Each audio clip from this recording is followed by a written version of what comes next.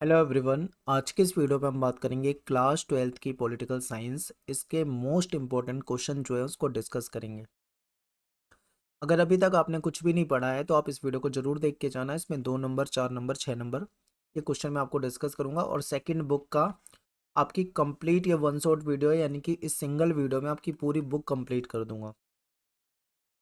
और आपको कुछ डाउट हो तो आप मुझे मैसेज कर सकते हैं। सत्येंद्र प्रताप मेरा नाम है और आप मुझे इंस्टाग्राम पे फॉलो कर सकते हो एकलव्य स्टडी पॉइंट के नाम से।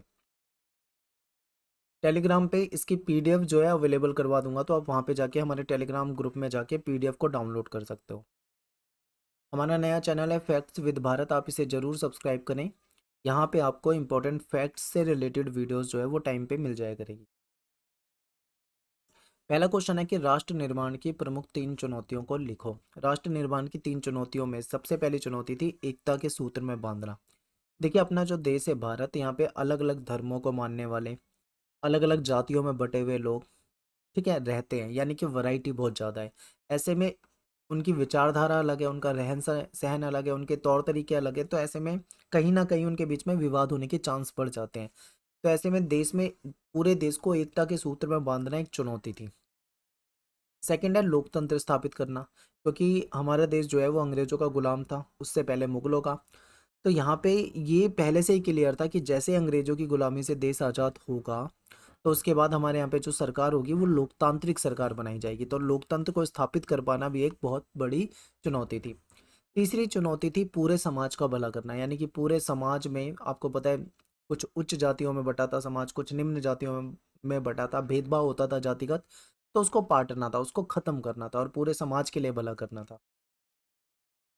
अगला क्वेश्चन है दो राष्ट्र सिद्धांत क्या है, या फिर इसको द्विराष्ट्र सिद्धांत भी कहा जाता है, इसको टू नेशन थ्योरी भी कहा जाता है। तो ये क्या है? तो देखिए, टू नेशन थ्योरी जो थी इसके तहत ये कहा गया था कि भारत जो है ये दो कौमों का देश है। ठीक है, किसने दिया था ये सिद्धांत? मुस्लिम लीग ने दिया था।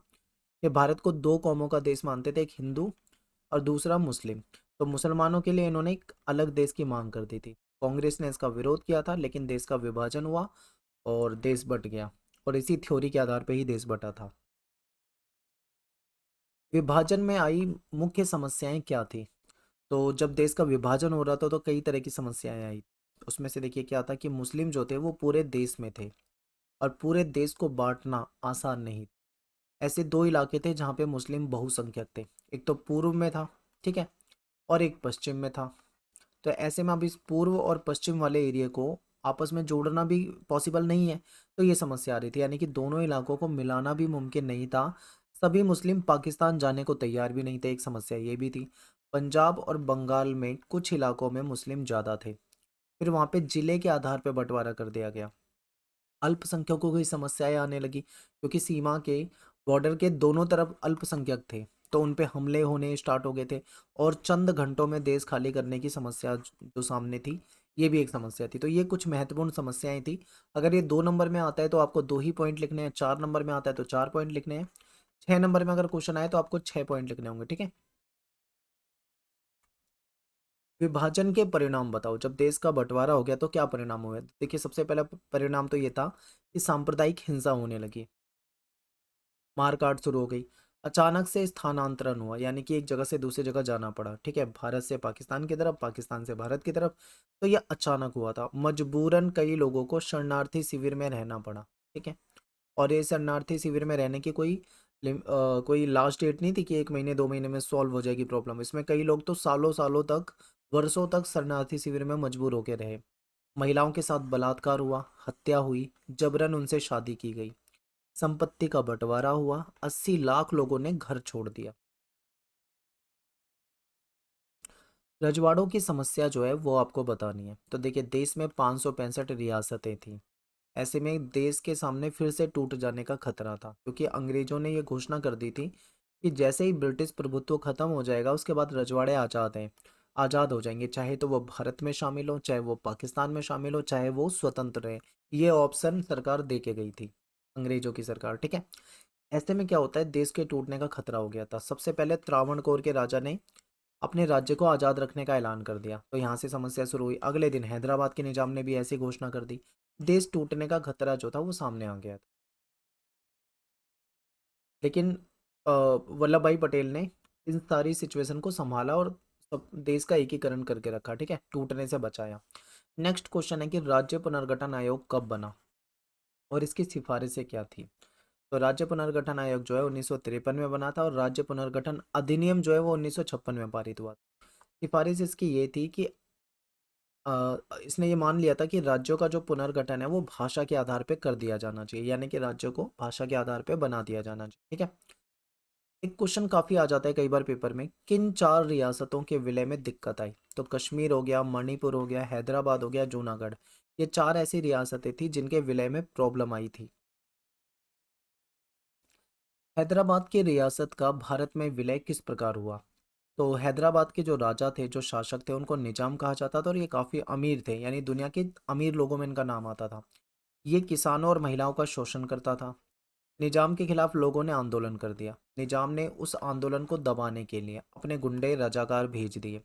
रजाकार जो थे वो बहुत ही सांप्रदायिक थे, यानी कि वो अ, जो गैर मुसलमान थे, यानी कि जो मुसलमान के अलावा चाहे वो किसी भी धर्म को, उनको टारगेट बनाते थे ये। रजाकारों ने लूटपाट मचा दी, हत्या करना शुरू कर दिया, बलात्कार पे उतारू हो गए। फिर भारत ने अपनी सेना भेजी, यानी भारत सरकार ने अपनी सेना भेजी और उनको हरा दिया और इस प्रकार हैदराबाद का विलय जो है वो भारत में हो गया। तो ये हैदराबाद के भारत में विलय होने की पूरी कहानी है। मणिपुर रियासत जो है ये कैसे भारत में मिली। तो मणिपुर के राजा थे बोधचंद्र सिंह।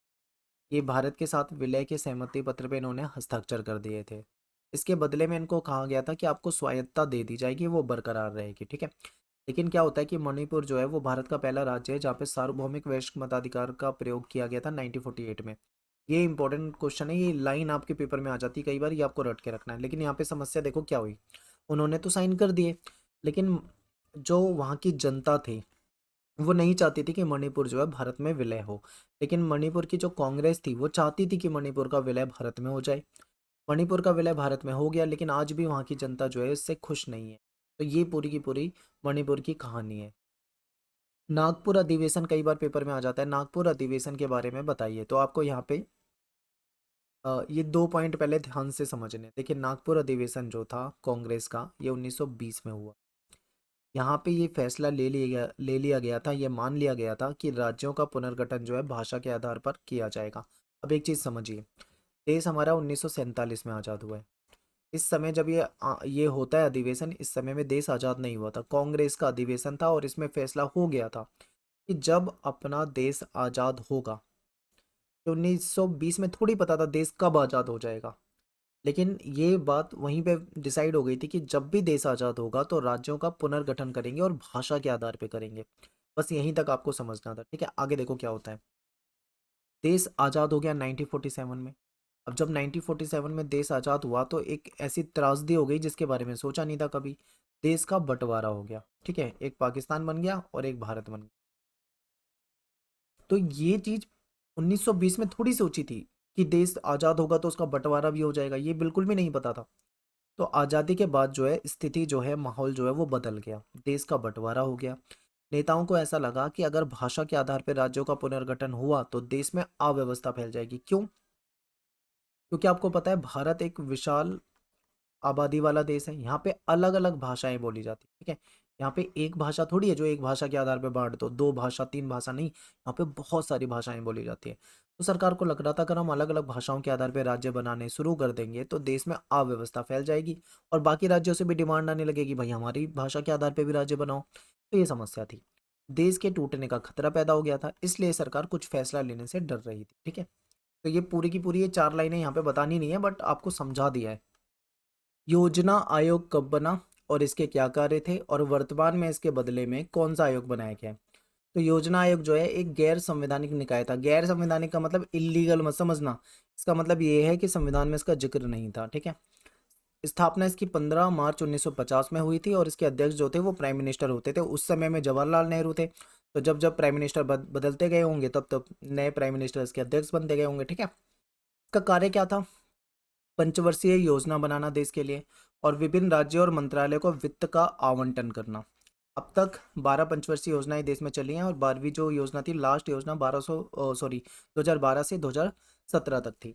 लास्ट में आपसे एक लाइन में पूछा हुआ है कि बताइए वर्तमान में इसके बदले में कौन सा आयोग बनाया गया है। देखिए योजना आयोग जो है अब खत्म कर दिया गया है, इसके बदले में नीति आयोग बनाया गया है, ये आपको पता होगा। तो अब ये क्वेश्चन आने के चांस कम है, नीति आयोग से आने के क्वेश्चन आने के चांस थोड़े ज्यादा है। तो नीति आयोग कब बना, इसका उद्देश्य क्या है? तो सबसे पहले नीति जो है इसका फुल फॉर्म पता होना चाहिए, national institution for transforming India, Hindi में बोले तो राष्ट्रीय भारत परिवर्तन संस्थान, ठीक है। इसकी स्थापना 1 जनवरी 2015 को हुई। इसके उद्देश्य क्या है? नीतियों जो होती है उसका क्रियान्वयन को तेज लाना, यानी जो नीति बनाई जाती है उसको तेजी से लागू किया जा सके। केंद्र और राज्य, केंद्र और राज्य में समन्वय हो, यानी एक बैलेंस बना रहे, संतुलन बना रहे। योजना आयोग के केंद्रीकृत नीति की जगह ये क्षेत्रीय नीति को बढ़ावा देता है। जहाँ पे योजना आयोग था पहले वो केंद्रीकृत नीति था, सेंटर पे केंद्र ही के से रिलेटेड था, लेकिन ये क्षेत्रीय नीति को ज्यादा महत्व देता है। भारत में ग्रामीण स्तर पर योजना बनाना, राष्ट्रीय विकास के लिए राज्यों की भागीदारी बढ़ाना, ये सारा इसका नीति आयोग का उद्देश्य है। एक क्वेश्चन आपके में जुड़ा हुआ था, राष्ट्रीय विकास परिषद। तो राष्ट्रीय विकास परिषद जो है इसकी स्थापना 1952 में हुई थी, और योजना आयोग जो है उसके निर्माण में राज्यों की भागीदारी हो, इसलिए राष्ट्रीय विकास परिषद बनाया गया था, ठीक है। देश की पंचवर्षीय योजना का अनुमोदन यही करता था, और इसके अध्यक्ष जो थे वो प्रधानमंत्री होते थे। भारत के सभी राज्यों के मुख्यमंत्री और योजना आयोग के सदस्य भी इसके सदस्य होते थे। इसको एनडीसी भी कहा जाता है शॉर्ट में। नेहरू जी की विदेश नीति के मुख्य तत्व, मोस्ट इंपॉर्टेंट क्वेश्चन। जो नेहरू जी थे इनकी विदेश नीति के मुख्य तत्व थे, कठिन संघर्ष से प्राप्त संप्रभुत्ता को बचाए रखना, क्षेत्रीय अखंडता को बनाए रखना, तेज रफ्तार से विकास करना, ठीक है। हमें आज़ादी जो मिली थी वो बहुत संघर्ष से मिली थी, इसलिए इसको बचाए रखना है। देश को टूटने से बचाना है, यानी क्षेत्रीय अखंडता को बनाए रखना है, और तेजी से अपने देश का विकास करना है। भारत की विदेश नीति के मूल सिद्धांत इम्पोर्टेंट है, याद रखना ये पॉइंट बिल्कुल। हमारी जो विदेश नीति है उसमें किन किन चीज़ों का ध्यान रखा जाता है कि सामाजिक, आर्थिक, राजनीतिक विकास हो।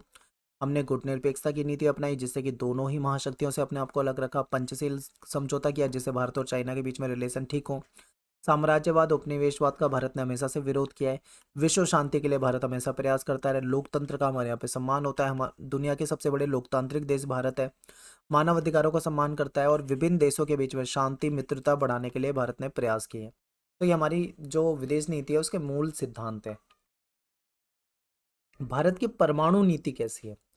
तो भारत अपनी आत्मरक्षा के लिए, यानी कि डिफेंस के लिए परमाणु हथियार रखेगा, ठीक है। इन हथियारों का प्रयोग भारत कभी भी पहले से नहीं करेगा। फिर है परमाणु अप्रसार संधि का विरोध। परमाणु अप्रसार संधि जो भारत पे थोपी जा रही थी, इसका भारत ने खुलकर विरोध किया था। शांति उद्देश्य के लिए हम ये जो परमाणु हथियार है बनाएंगे, और निरस्त्रीकरण के लिए भारत तैयार है। भारत में कांग्रेस के प्रभुत्व के मुख्य कारण क्या है?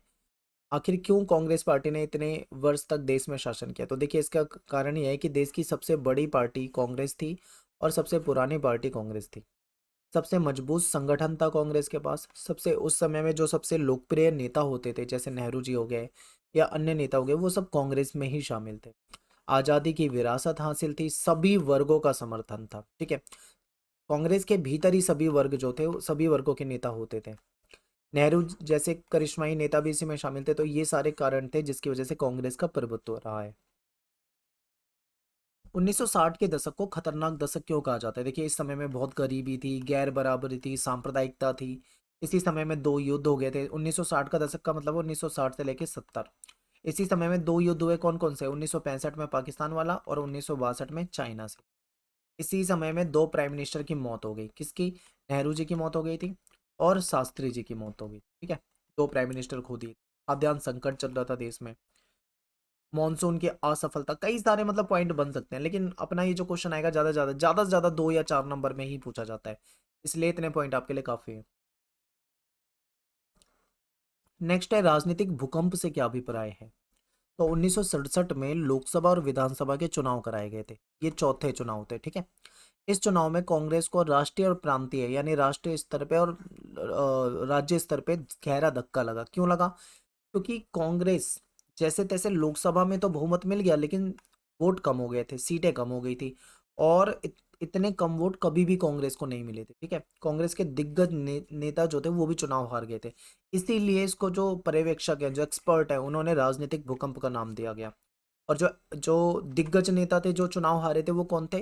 तो देखिए, तमिलनाडु से के कामराज हार गए थे, जो कि इनके कांग्रेस के अध्यक्ष भी हुआ करते थे। महाराष्ट्र से एस के पाटिल हार गए थे, बंगाल से अतुल्य घोष हार गए थे, और बिहार से के बी साई, ये दिग्गज नेता होते थे कांग्रेस के, ये चुनाव हार गए थे, इसीलिए इसको राजनीतिक भूकंप कहा गया। गैर कांग्रेसवाद का अर्थ क्या था? देश में बिगड़ते माहौल को देखकर विपक्षी पार्टी जो थी वो एक्टिव हो गई। उनको लगा कि इंदिरा गांधी जो प्राइम मिनिस्टर है अनुभवहीन है, इनके पास कोई एक्सपीरियंस नहीं है, कांग्रेस के अंदर अंदरूनी उठापतक थी, इसी से इनको लगा कि कांग्रेस को सत्ता से हटाने का अच्छा मौका है। तो ऐसे में राम मनोहर लोहिया जो थे, इन्होंने गैर कांग्रेसवाद का नाम दिया। और राम मनोहर लोहिया ने यह कहा था कि कांग्रेस का जो शासन है वो बेकार है, यानी अलोकतांत्रिक है और गरीबों के हितों के खिलाफ है। ऐसे में जितनी भी अपोजिशन की पार्टियां कांग्रेस के अलावा, उन सभी पार्टियों को एक साथ आ जाना चाहिए, और ताकि लोकतंत्र को वापस लाया जा सके, इसी को गैर कांग्रेसवाद का नाम दिया गया। ठीक है, इंपॉर्टेंट है, पेपर में आता बहुत है ये क्वेश्चन। आपातकाल कब लगाया गया था और इसके क्या परिणाम हुए? तो 25 जून 1975 को आर्टिकल 352 के तहत लगाया गया था। और इसके परिणाम क्या हुए कि विरोध जो है अचानक रुक गया, विपक्षी नेता जो थे उनको जेल में डाल दिया, हड़ताल पे रोक लगा दी, प्रेस की आज़ादी जो थी वो छीन ली गई, निवारक नजरबंदी, ठीक है, का इस्तेमाल बड़े पैमाने पे किया गया। यहाँ बड़ा पैमाना आएगा, बड़े पैमाने पे इसका इस्तेमाल किया गया। आरएसएस और जमाते इस्लामी जैसे संगठन थे, इसको बैन कर दिया गया, मौलिक अधिकार जो थे वो निष्प्रभावी कर दिए गए थे। आपातकाल के दौरान क्या क्या गलत हुआ था? तो सत्ता का दुरुपयोग किया गया था, लोगों के साथ ज्यादतियां हुई थी, 676 जो नेता थे उनको गिरफ्तार कर लिया गया था, जबरन लोगों की नसबंदी करा दी गई थी, दिल्ली में झुग्गियां जो थी उजाड़ दी गई, 1 लाख से ज्यादा लोगों को यहाँ पे गिरफ्तार कर लिया गया था, अखबार के जो दफ्तर थे वहां की बिजली काट दी गई थी। और संजय गांधी जो कि किसी मतलब संवैधानिक पद पे नहीं थे, लेकिन फिर भी सरकारी काम में दखल अंदाजी कर रहे थे, प्रेस सेंसरशिप लगा दी गई थी, प्रेस पे बैन बैन लगा दिए गए थे कई तरह के, निवारक नजरबंदी जो कानून होता है उसका खूब इस्तेमाल किया गया, लोगों को अदालत तक जाने का मौका नहीं दिया गया, कोई परमिशन ही नहीं थी। तो ये गलत हुआ था इमरजेंसी के दौरान। इमरजेंसी के सबक बताओ, ये इंपॉर्टेंट है, ये पेपर में बहुत बार आता है। तो देखिए, सबसे पहला सबक तो यह है कि भारत से लोकतंत्र को विदा कर पाना कठिन है, क्योंकि कितना भी कुछ हुआ लेकिन भारत में लोकतंत्र रहा है। आपातकाल अब अंदरूनी गड़बड़ी बता के नहीं लगाया जा सकता, जैसे उस समय में इमरजेंसी लगा दी गई थी और कारण क्या बताया था कि देश में अंदरूनी गड़बड़ी है, ये कोई मतलब कारण नहीं होता, ऐसे नहीं लगा सकते अब के समय में। केवल सशस्त्र विद्रोह, मान लो विद्रोह हो जाए जिसमें हथियारों का इस्तेमाल हो रहा है, ऐसी स्थिति में इमरजेंसी लगाई जा सकती है। आपातकाल की घोषणा की सलाह जो है वो मंत्री परिषद, पूरी कैबिनेट राष्ट्रपति को लिखित में देगा, जबकि पिछली बार उसमें 1975 में क्या हुआ था, कैबिनेट को तो सुबह पता लगा था कि देश में इमरजेंसी लग गई है, फैसला जो था वो प्राइम मिनिस्टर ने ले लिया था पहले, और राष्ट्रपति ने उसको लागू भी कर दिया था। तो ये अब ऐसे नहीं होगा, अब तो मंत्री परिषद को भी बताना है और वो लिखित में देंगे। नागरिक जो है अब अपने अधिकारों के प्रति ज्यादा जागरूक हो गए थे, आपातकाल के बाद कई सारे संगठन भी बन गए थे अधिकारों को लेकर। लोकतांत्रिक अभ्युत्थान क्या है? 3 लोकतांत्रिक अभ्युत्थान जो है वो कब हुए? तो देश की लोकतांत्रिक राजनीति में जब जनता की बढ़ती हुई सहभागिता हुई, जनता बढ़ चढ़ के राजनीति में हिस्सा लेने लगी, तो उसको लोकतांत्रिक अभ्युत्थान का नाम दिया गया। भारत 1947 में आजाद हुआ था और तब से लेकर आज तक 3 लोकतांत्रिक अभ्युत्थान हुए। पहला कब हुआ है? 1950 से 1970 के दशक में, दूसरा 1980 के दशक में, और तीसरा 1990 के दशक में। तो ये पेपर में आ सकता है क्योंकि ये न्यू टॉपिक है।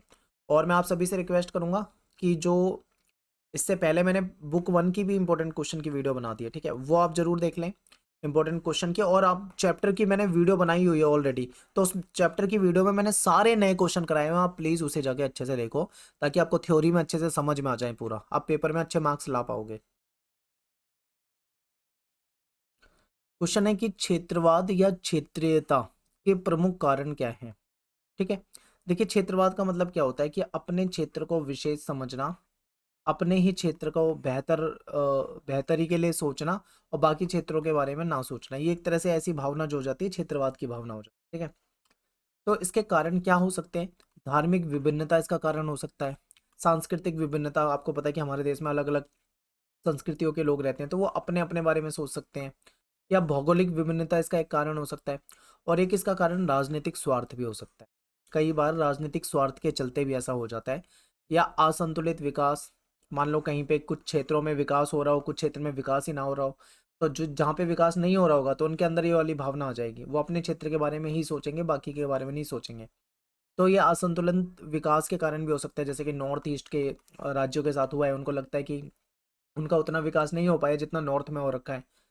तो ये रीजन हो सकता है, और क्षेत्रीय राजनीतिक दल जो है ये भी कुछ इसके कारण हो सकता है। ठीक है, क्षेत्रीय आकांक्षाओं के सबक बताओ, इनसे कैसे निपटा जा सकता है। देखिए, आज़ादी के बाद से लेके अभी तक बहुत सारी क्षेत्रीय आकांक्षाएं उभर चुकी हैं। आपने देखा होगा कई बार भाषा के आधार पर राज्य बनाने की मांग की जा रही है, कई बार अपने राज्य के लिए विशेष राज्य का दर्जा या कुछ विशेष अधिकारों की बात चल रही है। तो ये सब डिमांड जो है वो आती रहती है। भारत में इसको एक समस्या नहीं माना जाता, लेकिन यूरोप के देशों में इसको एक समस्या की तरह देखते हैं, यूरोपियन जो कंट्री होती है, लेकिन भारत इसको ऐसे नहीं देखता। इनसे कैसे निपटा जा सकता है, इसके कुछ तरीके बताते हैं। देखिए, क्षेत्रीय आकांक्षाएं लोकतांत्रिक राजनीति का एक अभिन्न अंग है। जहां पे लोकतंत्र होगा वहां पे ऐसी डिमांड जरूर आएगी। क्षेत्रीय आकांक्षाओं को दबाने की बजाय देखो क्या करना चाहिए, उसको कभी दबाना नहीं चाहिए, बल्कि लोकतांत्रिक बातचीत को अपनाना ज्यादा अच्छा होगा। जैसे कि देखो मिजोरम में आपने देखा था लाल डेंगा और सरकार के बीच में 20 साल तक संघर्ष चलता रहा। अगर सरकार ऐसे में उनकी डिमांड को दबा देती और ऐसे ही, तो आज तक युद्ध चलता ही रहता। लेकिन सरकार ने क्या करा, बातचीत के जरिए उनकी समस्याओं को सुलझाने की कोशिश की, चाहे वो पंजाब का मामला हो, चाहे वो मिजोरम का मामला हो, हर जगह ऐसा करा। तो बातचीत के जरिए क्या है, इसको सुलझाया जा सकता है, ये बेहतर तरीका है। सत्ता की साझेदारी के महत्व को समझना, ये भी एक तरीका हो सकता है। और क्षेत्रीय असंतुलन पर नियंत्रण, ऐसा नहीं होना चाहिए कि कुछ राज्यों में तो विकास हो जाए और कुछ राज्यों में विकास हो ही ना, ऐसा नहीं होना चाहिए। अगर असंतुलन हुआ तो फिर क्षेत्रीय आकांक्षाएं जो है वो उभरेंगी उभरेंगी। ठीक है, जहां पे लोगों का विकास नहीं होगा वहां पे विरोध होगा ही होगा।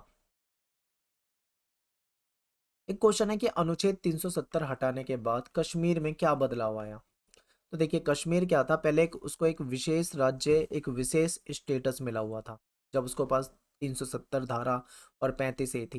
लेकिन सरकार ने इसको हटाकर इसको एक नॉर्मल राज्य जैसे होते हैं सभी उसकी तरह बना दिया। ठीक है, तो देखिए भारतीय संघ में एकीकरण के साथ ही कश्मीर जो है एक ज्वलंत मुद्दा बना हुआ है। यानी कि आज़ादी के बाद जब कश्मीर भारत में कश्मीरी रियासत भारत में शामिल हुई थी, तब से लेके ये आज तक एक ज्वलंत मुद्दा है।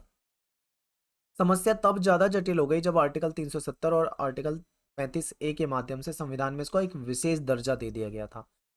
अनुच्छेद 370 से इसको क्या मिला था, आप देखो पहले जब 370 था तो उसके पास क्या था, और हटने के बाद क्या हुआ, ये आपको अंतर समझना है। जब 370 था तो इसका एक अलग संविधान होता था, एक अलग संविधान सभा होती थी, अलग झंडा होता था, मुख्यमंत्री का, प्रधानमंत्री के रूप में मुख्यमंत्री का जो पद होता था वो वहां पे कश्मीर में उसको प्रधानमंत्री बोला जाता था, और राज्यपाल को सदर रियासत के रूप में नामांकन होता था। पहले ये चीजें होती थी, यानी इसके पास अलग संविधान, अलग संविधान सभा, अलग मुख्यमंत्री, मतलब एक प्रधानमंत्री के रूप में उसका पद था, अलग इनका राज्यपाल वाला सिस्टम अलग था।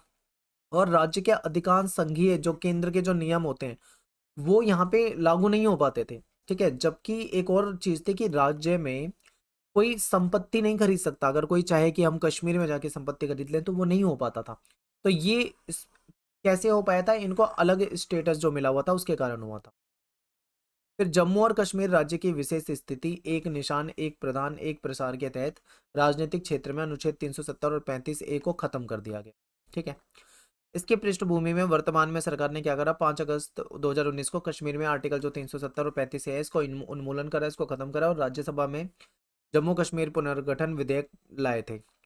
लोकसभा में इसे 6 अगस्त 2019 को पारित कर दिया गया, और 9 अगस्त 2019 को राष्ट्रपति की इसको परमिशन मिल गई थी। इसके बाद आर्टिकल 370 35 जो था वो पूरी तरीके से कैंसिल हो गया, और जम्मू कश्मीर दो केंद्र शासित प्रदेश, जिसमें लद्दाख और जम्मू कश्मीर में इस तरीके से ये विभक्त हो गया। लद्दाख को इससे बिल्कुल ही अलग कर दिया गया, उसको केंद्र शासित प्रदेश बना दिया गया। ठीक है, तो इस तरीके से यहाँ पे सिस्टम बदला। अब यहाँ पे क्या है, अब यहाँ पे एक झंडा लगेगा भारत का, हमारे संविधान के तहत सारी चीजें इसमें मानी जाएगी। ठीक है, लोग वहां पे जाके जमीन भी खरीद सकते हैं, तो जैसे एक नॉर्मल राज्य है वैसे हो गया है। पंजाब समझौता कब और किसके बीच हुआ, इसकी मुख्य बातें क्या थी। ये 1985 में हुआ था, हरचंद सिंह लोंगोवाल और राजीव गांधी इनके बीच में समझौता हुआ था। ठीक है, इसमें मुख्य बातें थी कि चंडीगढ़ जो है वो पंजाब को दे दिया जाएगा, पंजाब और हरियाणा के बीच में जो सीमा को लेकर विवाद है उसको सुलझाने के लिए एक आयोग बना दिया जाएगा। पंजाब हरियाणा राजस्थान के बीच में जो रावी व्यास का जो पानी है उसको बंटवारे को लेकर विवाद चलता रहता है, तो उसके लिए एक ट्रिब्यूनल यानी एक न्यायाधिकार बिठाया जाएगा। सरकार जो है वो पंजाब में जो उग्रवाद से जो लोग प्रभावित हुए, जिनको नुकसान हुआ है, उनको मुआवजा देगी। ये कुछ मुख्य बातें इसमें शामिल थी। एक क्वेश्चन है आ सकता है पेपर में कि 1990 के दशक के अंत में 5 प्रमुख जो बदलाव थे वो कौन से थे। तो एक बदलाव तो ये था कि कांग्रेस प्रणाली समाप्त हो गई। आपको पता है 1989 के बाद कांग्रेस को बहुमत मिलना बंद हो गया था, जैसे पहले मिलता था। के बाद गठबंधन का युग शुरू हुआ, ठीक है। राष्ट्रीय राजनीति में जनता दल और भारतीय जनता पार्टी जो थी, ऐसी पार्टियों का जो प्रभुत्व था वो बढ़ने लगा। राष्ट्रीय राजनीति में मंडल आयोग वाला मंडल मुद्दा भी आ गया था, ये मैंने आपको ऑलरेडी बताया हुआ है। नई आर्थिक नीति 1991 में अप्लाई कर दी गई थी। और गठबंधन की राजनीति का उदय हो गया था, क्योंकि इसके बाद यूपीए और एनडीए जैसे जो गठबंधन है बड़े, इनकी ही सरकार आती रही। ठीक है, अपने दम पे नहीं बना पा रहे थे सरकार। लोकसभा में 2014 और 2019 के आम चुनाव परिणाम में भारतीय जनता पार्टी की जीत से गठबंधन सरकार का अंत हो गया। इस कथन के पक्ष में और विपक्ष में आपको तर्क देने हैं। आपको पता होगा कि 1984 में सरकार को, जो कांग्रेस की सरकार थी, उसको पूर्ण बहुमत मिला था। अब यहाँ पे देखो 1984 में, 1984 में, इसके बाद से 2014, सीधा 2014 में पूर्ण बहुमत मिला। यहाँ पे कांग्रेस की सरकार थी और यहाँ पे बीजेपी की। यानी कि इसके बीच के जो 30 वर्ष है, 30 वर्ष में जितनी भी सरकारें बनी, सारी की सारी गठबंधन की सरकारें थी। तो इसीलिए हम कह सकते हैं 2014 में ऐसा हुआ और उसके बाद 2019 में जो हुआ सरकार आई, फिर से पूर्ण बहुमत मिला। तो इसलिए क्वेश्चन आ रहा है कि लोकसभा में 2014 और 2019 के आम चुनाव में परिणाम, जो चुनाव परिणाम में भारतीय जनता पार्टी जो थी, इसकी जीत से क्या हम कह सकते हैं कि गठबंधन सरकार का अंत हो गया? अगर कह सकते हैं तो इसके पक्ष और विपक्ष में तर्क दो, ये आपसे बोला हुआ है। तो देखिए, पक्ष में पहले बात कर लेते हैं। 1984 के बाद पहली बार केंद्र में किसी दल को बहुमत मिला है, बिल्कुल ठीक। अधिकतर क्षेत्रीय दलों की शक्ति जो है यहाँ पे कम हो गई। राष्ट्रीय दल जो मुख्यतः जैसे कांग्रेस सहित यूपीए की सीटें थी, वो भी काफी कम हो गई। तो इसके पक्ष में हम कह सकते हैं कि हाँ, ऐसा हुआ है, क्योंकि 1984 के बाद पहली बार ऐसा हुआ है कि 2014 में पूर्ण बहुमत मिला और वो रिपीट हो गया है 2019। जो क्षेत्रीय दल थे उनकी शक्ति कम हुई है, क्योंकि उनको उतनी सीटें नहीं मिली है।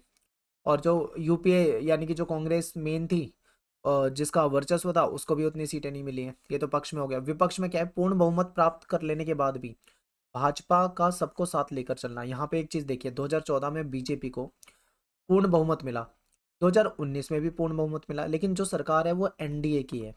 ठीक है, बीजेपी ने जो उसके साथ का जो गठबंधन है, गठबंधन को तोड़ा नहीं है, याद रखना। तो वो सबको साथ लेकर चल रही है। 3 क्षेत्रीय दलों और तृणमूल कांग्रेस, बीजू जनता दल और ये जो अन्य द्रमुक है, इसका अपने अपने राज्यों में पूर्ण बहुमत की सरकार बनाना, ये भी एक तरह से दिखा रहा है कि भाई इन्होंने अपने राज्य में सरकार बना ली। केंद्र में बेशक से एनडीए हो, लेकिन राज्य में अभी भी इनका दबदबा है। एक क्वेश्चन आ सकता है कि गठबंधन सरकार जो होती है उसके उदय के कारण आखिर क्यों गठबंधन सरकार का कॉन्सेप्ट सामने आया, ऐसा क्यों हुआ? तो इसका ये आंसर हो जाएगा कि राष्ट्रीय राजनीतिक दल, जो हमारे मेन राजनीतिक दल है, ठीक है, राष्ट्रीय, उसमें जैसे कि बीजेपी और कांग्रेस ही मेन थी और अन्य भी पार्टियां हैं, लेकिन इन्हीं को ज्यादा सीटें मिलती हैं, ये धीरे धीरे कमजोर हो रहे थे। फिर क्षेत्रीय राजनीतिक दलों का प्रादुर्भाव, जो लोकल पार्टियां थी, उनका कहीं ना कहीं उनकी भूमिका, उनका महत्व बढ़ रहा था। जाति और संप्रदाय वाली जो अवसरवादी राजनीति का उदय, इसी में क्या हुआ, कुछ ऐसी पार्टियां आई जो जाति को लेकर बन गई। उन्होंने तो कुछ स्टेट में अपनी सरकार तक चलाई है, पूर्ण बहुमत वाली सरकार चलाई है, जाति के नाम पे ही केवल। तो ये चीजें भी इसका एक कारण बन जाए।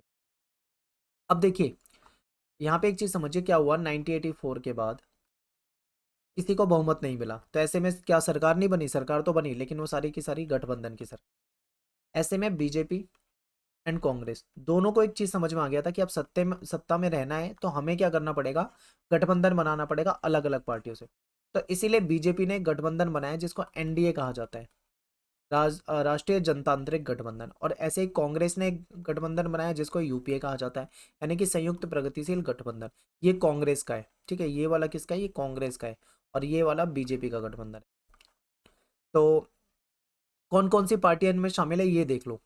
मेन पार्टी यहाँ पे कांग्रेस है और उसके बाद Janata Dal, DMK, national conference, Jharkhand Mukti Morcha, राष्ट्रवादी, ये इत्यादि। इसके अलावा छोटी पार्टियां भी है, ये मेन मेन कुछ पार्टियां बता रखी है, ठीक है।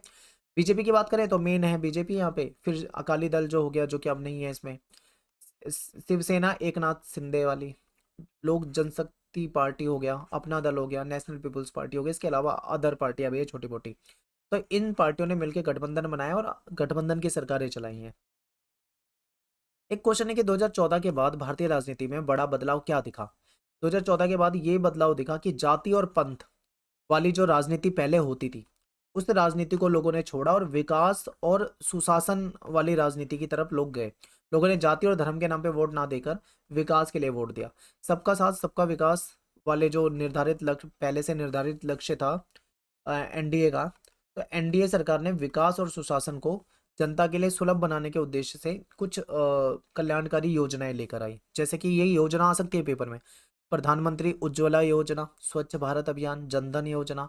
उज्ज्वला योजना के तहत सिलेंडर वगैरह दिए गए थे, सफाई की गई। स्वच्छ भारत अभियान के तहत, जनधन योजना के तहत खाते वगैरह खोले गए। दीनदयाल उपाध्याय ग्राम ज्योति योजना, किसान फसल बीमा योजना, बेटी पढ़ाओ बेटी बढ़ाओ योजना, आयुष्मान भारत योजना। ठीक है, तो ये कुछ योजनाएं लेके आई।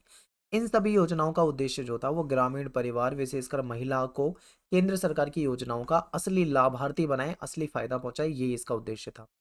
विभिन्न राज्यों के मतदाता जाति, वर्ग, समुदाय, लिंग, क्षेत्र, इन सब चीज से ऊपर उठकर उन्होंने विकास और सुशासन के लिए वोट दिया है। ठीक है, तो ये कुछ बदलाव दिखा है। अब ना एक चीज है, मुझे ऐसा लग रहा है कि हो सकता है आपसे ये योजना पूछ ले, तो योजना आपको पता होनी चाहिए। उज्ज्वला योजना जो है ये 1 मई 2016 को शुरू हुई थी। इसमें एलपीजी जो सिलेंडर होते हैं ये दिए गए थे। ठीक है, स्वच्छ भारत अभियान जो है ये 2014 से शुरू हुआ था। इसमें खुले में शौच की समस्या को समाप्त करना और जो कूड़ा करकट है उसका सही तरीके से निपटान के लिए लेकर आए थे। जनधन योजना जो थी 2014 में आई थी, और इसके तहत देश में जो गरीब लोग हैं उनको बैंक या पोस्ट ऑफिस में उनके खाते खोल दिए जाए, जिससे कि डायरेक्ट उनको जो सरकार लाभ देना चाहे वो उनके अकाउंट में दे दे। ये था। दीनदयाल उपाध्याय ग्राम ज्योति योजना, इसके तहत क्या हुआ, 2015 में शुरू हुई थी। इसमें टारगेट करा गया था ऐसी जगह पे बिजली पहुंचाने की जहाँ पे बिजली नहीं थी। ठीक है, विद्युत। किसान फसल बीमा योजना 2016 में आई थी। इसके अंतर्गत देश के किसानों को किसी भी प्राकृतिक आपदा के कारण फसल में बर्बादी होने के लिए बीमा दिया जाता था। बेटी पढ़ाओ बेटी बढ़ाओ योजना जो है 2015 में आई थी। इस कार्यक्रम के तहत बेटियों को शिक्षा, विकास, प्रतिभा को निखारने के लिए प्रयास किया गया। ठीक है, आयुष्मान जो योजना है ये एक तरह से जो आर्थिक रूप से कमजोर लोग हैं उनको हेल्थ कार्ड देना था। ठीक है, उनको हेल्थ से रिलेटेड कुछ कार्ड वगैरह बनाना है जिसके तहत उनको स्वास्थ्य सुविधाएं मिले, तो इसके लिए ये योजना लाई गई थी। तो ये योजना आपके पेपर में आ सकती है, इंपॉर्टेंट है। तो मिलते हैं आपसे नेक्स्ट वीडियो में। Thanks for watching. जय हिंद, जय भारत।